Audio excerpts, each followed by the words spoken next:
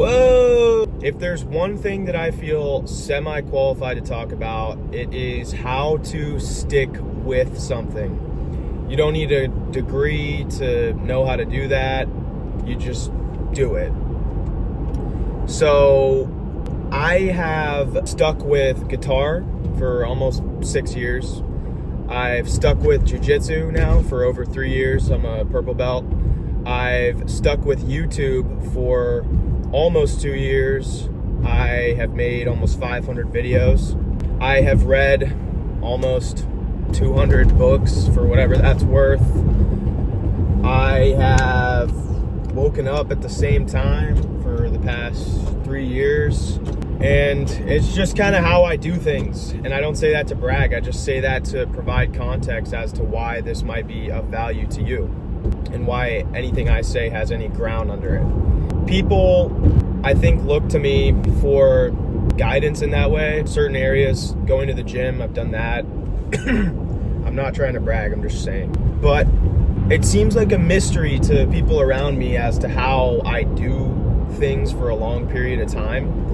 And the cool thing about doing anything for a long time is that's where all the results are. I see no point in doing something temporarily. If you can't do it forever, then don't do it for a day. So I do everything forever. If I choose to do something, I'm going to do it forever. Some new things that I'm adding to my repertoire, my routine, you could call it, are meditation and yoga. Those are new for me. And what you'll notice about this path is things start to stack up. It's not like I got to throw a giant routine at myself. I only tackle one thing at a time. But how do I do it? Another thing I'm doing right now, writing a book. And whenever I start something new, what helps me the most is being okay with doing the tiniest amount of it possible per day. When I write this book, I need to write every day, but I could write a sentence and be able to sleep at that night knowing that I did something.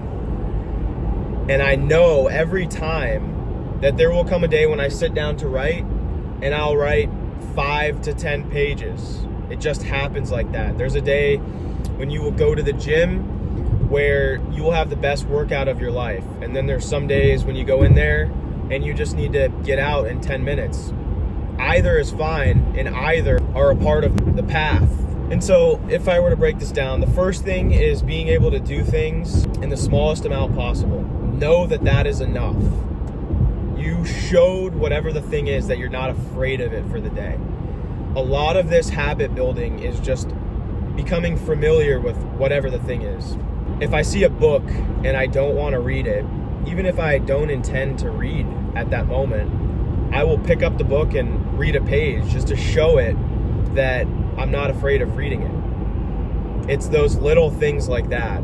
If I don't want to run, I'll commit to a very short run just because I don't want to do it. And I like the feeling of liberating myself in that way. If there's something I don't want to do, I see that as an indicator, and not in some disciplined, hardcore way, but just a genuine curiosity. What's behind doing that thing I don't want to do? And so it's this familiarity building that is really the main component of a habit. The second thing that is incredibly powerful every single time, and it's so trite and cliche, it is doing the thing at the same time every single day. It's cliche, and everything that's cliche we should listen to, but because we've heard it so many times, we just don't listen to it and we look for something new and exciting. But I'm sorry to say that one of the biggest superpowers I find in being consistent is doing the thing I want to do at the same time every single day. So recently it's been meditation, and I found a really cool routine. I'm not sure if it's the best for me, but it's become what I do every day, so whatever gets you to do it, right? So what I do to meditate is, and this will have another tool in it, but I eat lunch and then I go for about a 1 hour walk. And it sounds like I do a lot of stuff. It's just because I have nothing to do. If you have a job, I totally understand not being able to do all this bullshit that I'm doing. I'm a college student and I don't have a girlfriend, and I pretty much don't really do anything with friends. So I have all of this time. So I get it.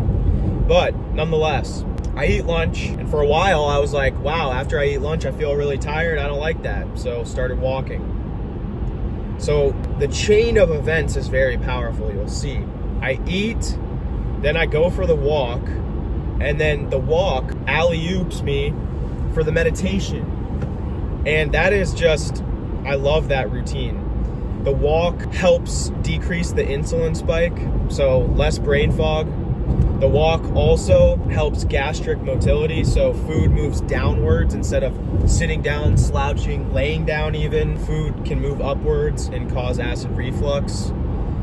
Walking also stimulates blood flow to the brain, so I end up in a very clear-minded state. For so many reasons, the walk after the meal is beautiful in of itself, and it puts me in a state perfectly ready for meditation. If I meditated directly after food, number one, bad for the stomach. Number two, mentally, that's not something I want to do at all.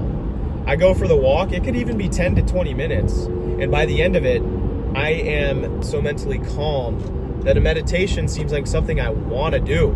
And then in the habit building aspect of this, chaining events is your best friend. It almost feels like you're doing one thing when I'm doing three things: eat, walk, meditate. And then this is some sauce right here, I'm sorry. If you're watching this, you're lucky, because this is just the secret sauce. How do you not watch this? Anyways, and then the meditation, this is a freaking 1, 2, 3 jab, right hook combo right here. When I get done with the meditation, guess what? I mean, what a powerful sequence. I'm ready to write a part of my book. I'm ready to do whatever homework. It's not something that I ever feel like in hindsight or in foresight I want to do. So beforehand, I don't think, oh, I want to do all of this. But after, oh my gosh, I'm like, it's like a second sleep in a way. Sleeping not good during the day. It's just never worked for me. But the meditation has a similar effect. Your brain, if you were just working, fills with a chemical called glutamate. And this is when you're sitting down thinking, really working, and after a few hours you feel fried. That is your prefrontal cortex, the kind of focusing area in the front of your brain, being overflowed with this chemical. And so you need a break. If you keep working through that burnout crash feeling, your brain starts to kill neurons to protect itself. So it goes backwards if you try to push through some of that. A quick little break, 5-10 minutes of just walking goes a long way. But I'm getting a little off topic. The main topic I wanted to hit here was habit building. And I think with what I mentioned, you've got a pretty good foundation. I don't remember what I said. And then the last thing I'm going to say here, my name is Liam. If you don't watch my videos, so many videos like this are on my YouTube channel. So go discover it for your, and damn it, subscribe. How do you watch and not subscribe? If this was a lick of an ice cream cone, that should still cost money. So pay the damn price, subscribe. Peace out.